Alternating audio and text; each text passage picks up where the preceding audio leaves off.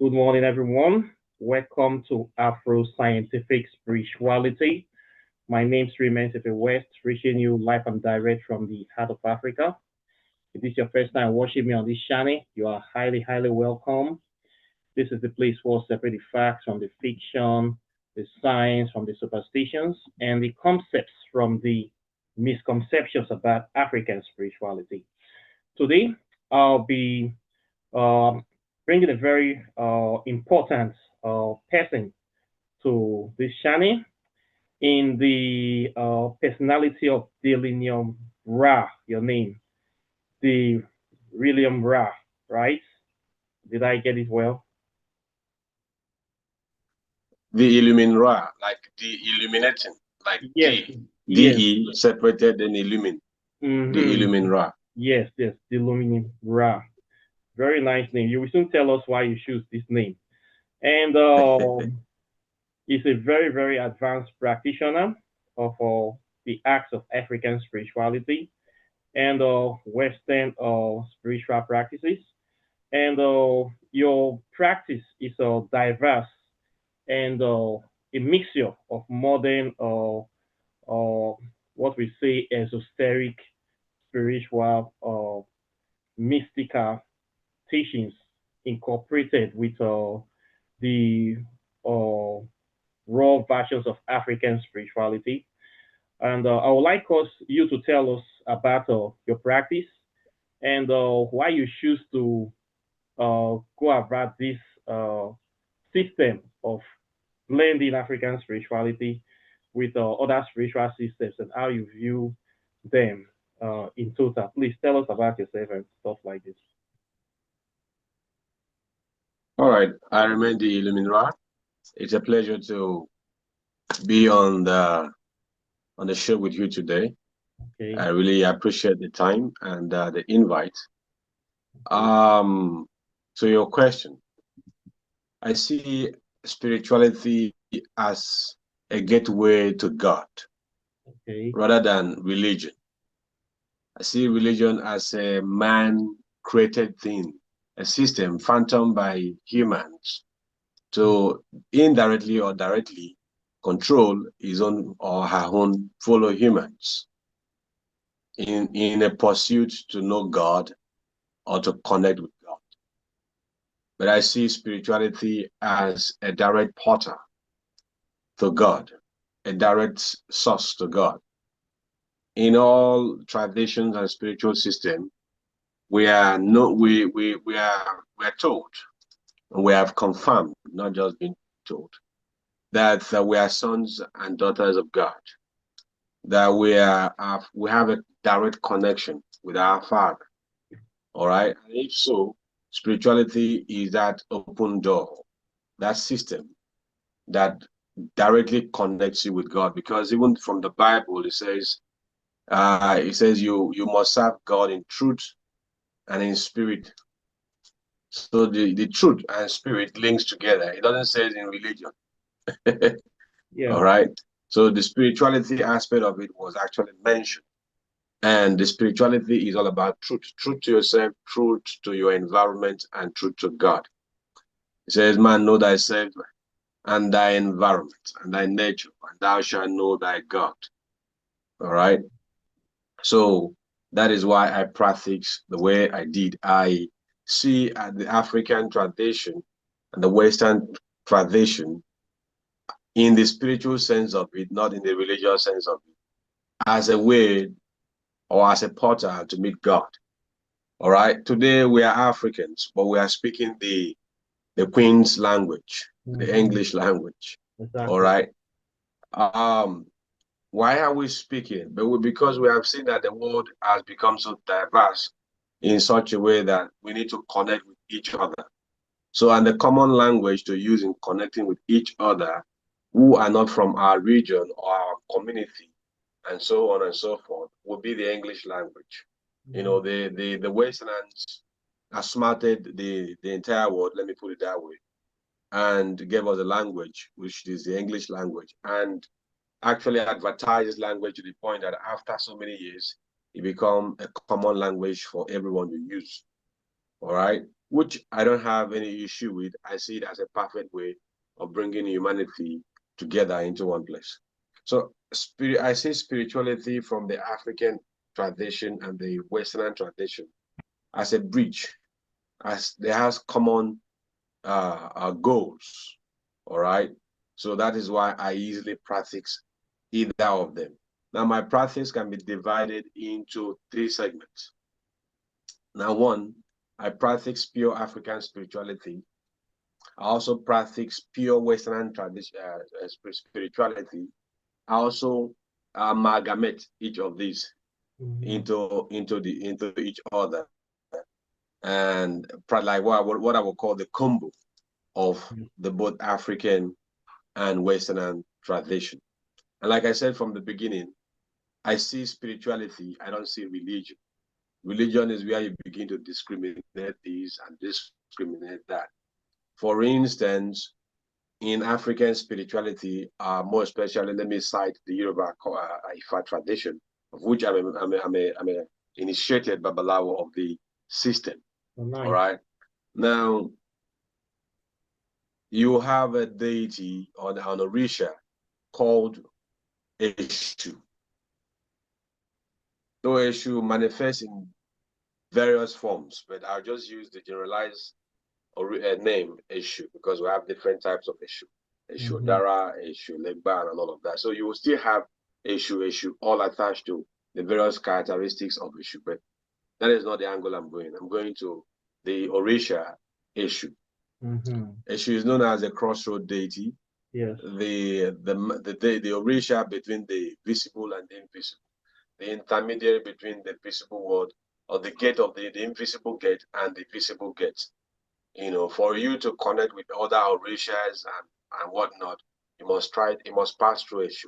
He's your gatekeeper, he's your gate man. If he doesn't open your gate, you don't drive into your home.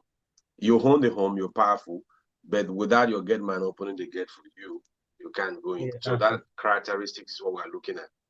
You can turn to be your own gate man, so you still represent the gate man. So if you don't open the gate, you can't go in. That is the power of Eshu. Now, and you can also come out without opening the gate. So Eshu is more like the gatekeeper, the gate man there, the Lord of the crossroad, the dark man of the crossroad, and so on and so forth. Now, if you push a bit down to what I call, you push it down to the traditions of the Greeks, you will see things like the Hermes, Thoth, Tahuti, you know, from the Egyptian angles and all of that. These entities, these deities act in synergy. They act in one direction. Their performance, their characteristics, their functions, their locations are all the same. Okay. All right. Now,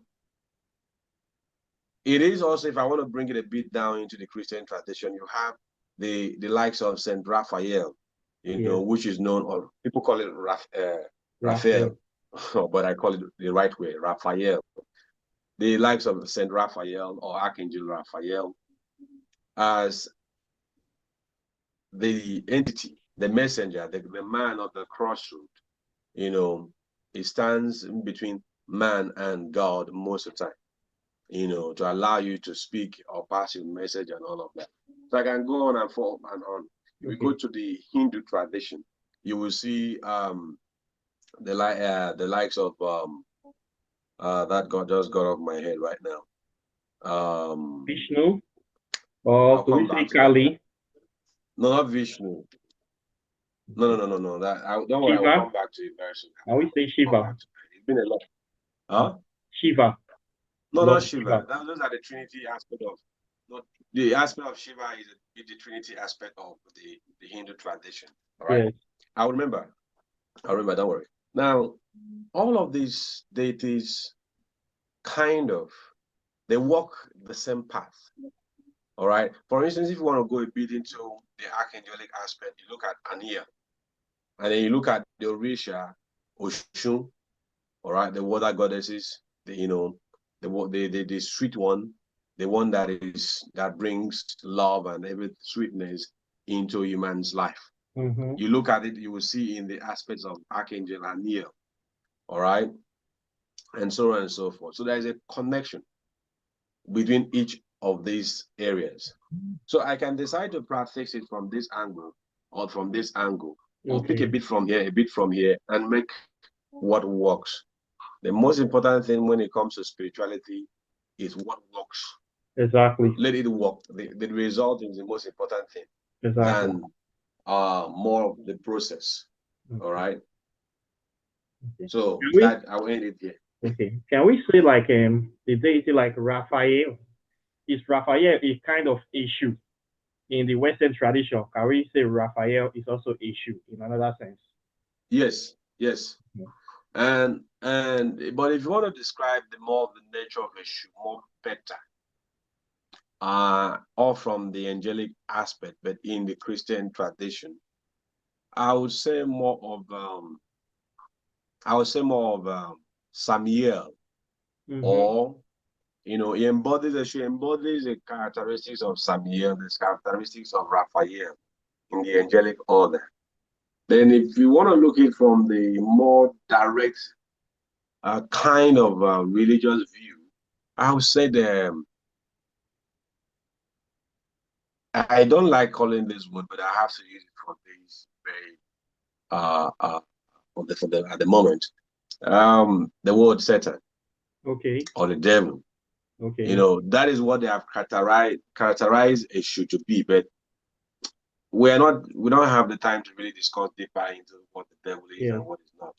So, but I'm not saying the devil more of the angle of the Christian ideas, no. But there's an area I'm looking at from the devil aspect. He's the accuser of man. Okay. Eshu is more of the accuser of man also. It tells you to your face what you should do, or your own fault, your own errors, and put you to the trial, and put you to the test, and allow you to come out better than before. Okay. I don't see anything wrong in that. For someone to push you to the wall so that you will be able to come out better. That is it. So if you allow yourself to be in the pit or to be on the wall without bouncing back more better, it's your own business. It's not the person who pushes you there. For instance, if you're in an exam hall and you're being given questions and you decide to fail or not answer the questions, is it the examiner's fault or your own fault? It's probably your own fault because you did not prepare well. Okay, please. So it looks trickish, but that is the thing. Okay, let me say one question now. This is we open a lot of pectoral of kind of worms. If let's say Eshu pushes me to become a greater version or to achieve a particular goal, then I find myself in this challenge whereby I have to do better. If I use any means to do better, will it dwell on me? Maybe I find myself in a hardship situation whereby I'm facing starvation, poverty, and I really need to feed. And I have to make a decision. Say, okay, how do I survive? A decision is extreme. So, okay, for me to survive, I have to do something maybe against the law or something illegal, or I have to take something from somebody else in order for me to survive. And moralistically saying it is a wrong thing to do, moralistically. But in order for me to survive, I have to do that thing to survive. Like, let's take an example of women that may decide to go into prostitution in order to survive, or men that may say, okay, or boys to say there's no job, no opportunities. I will do something like Yahoo to survive as a force of becoming a better person, of getting profits, or living a better life. Now, if I take I get due to time, sorry. What is the role if I think due to time I understand where you are driving at. Yes. Like Eshu pushes you to the wall. Mm-hmm. And looking at you to bounce back. More better. All right, more reformed. And then while on the wall, you decide to say, okay, let me do something. And then you now say, okay, let me do the negative one and bounce back and get better. Is that the fault of Eshu or your own fault? You know the right thing to do. Okay, let's go a little bit biblical. God says, This is the way to destruction. This is the way to life. Mm-hmm. But for me, I think you should. You don't say you should. You say, I think, I would say, another way around. I would say you should choose. I suggest you choose the way of life. Mm-hmm. That was what the Bible is saying. God was not saying choose the way of life. It was saying that if it is emo, it was choosing, saying that you should choose that narrow path that leads to life. Now, it places two paths before you. That is what Eshu does. It places two things before you. What you will call good and bad. What you will call the easy way and the hard way. Mm-hmm. Before you. Now, it is in your own right to have chosen what is best. For you. To choose either the bad or the good. All right? Mm-hmm. It is not in the hands of that person. It is just more like you are, like I will use the exams as an example again. An examiner places before you an LB and says an objective and says choose A, B, C, D. Mm-hmm. Within A and B, C, D, there is an answer. The answer to the question is there. This is placed before you. It is left in your home brain to now decide, okay, I'm going to choose A or B because this is the reason why it is the answer. If you fail, is it the examiner's fault? No. Practically not. You see? So if she pushes you to the wall and gives you an option to choose from, and you decide to choose the wrong one, the consequences will be there for you. Yes. If you decide to choose the right one, the consequences will still be there for you. It's as simple as that. Okay. You have a point. The word consequences, sometimes people feel is always, people have always attached negative connotation to consequences, but consequences can be positive consequence or negative consequence. It doesn't necessarily have to be negative. All right, go ahead. Okay. Okay. Thank you very much for this answer. So enlightening answer to the question. I also want to talk about the deity of called Lucifer, Lucifer morning star. Okay, I would like to know your opinion of this deity. What this deity represents. Is this deity also in the form of Eshu? And the difference between this deity from Satan, because a lot of people confuse Lucifer and Satan, especially people of the Abrahamic extraction. I would like to know your opinion of this deity. All right. What you called Lucifer is an angel of God, according to the Abrahamic tradition, according to the Bible. It's an angel of God representing the morning star. Also, one of the angels that praises God is one of the most hierarchy angels, according to the Bible. Now let's step it down a bit. Let's look at it from a very high level of perspective. Many portions of the Bible describe Jesus Christ as the morning star. Is Jesus Christ Lucifer here? Is a question. Possibly yes. Because I don't see us having two morning stars.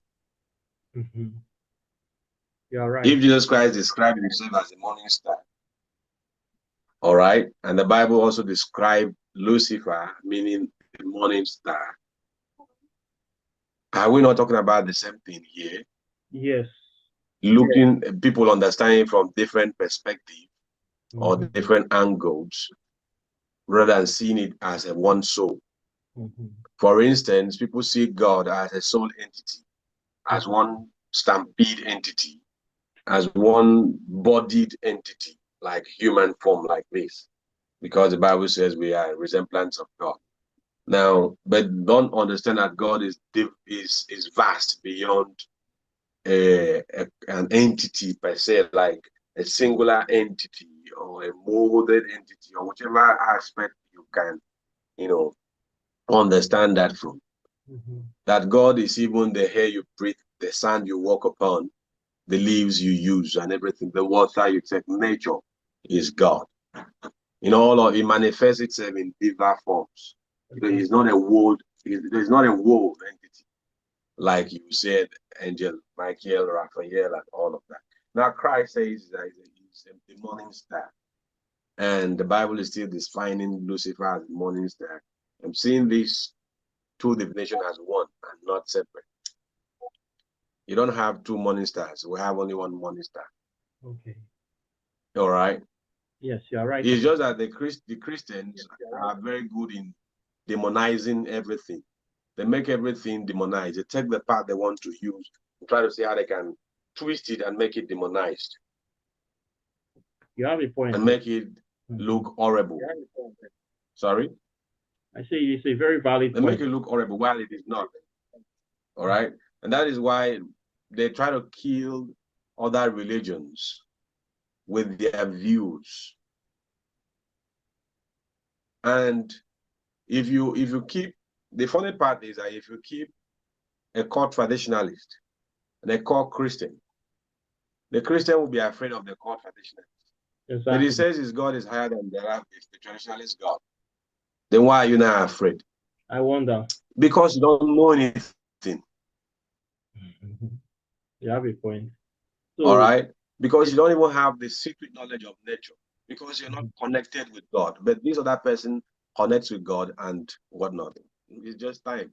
So I wouldn't really want to, push more with that much. What I want to say more on the role of the so-called African native doctor or Babalawo, which simply means father of secrets, or Osejo, the father of a deity, and the pastor in society. They are playing the same role. The pastor, all right, doctor, they are playing the same role in society. I'll come in very fast here. I'm just trying to see how we can manage our time. This is a topic that I like to spend hours talk about. Exactly.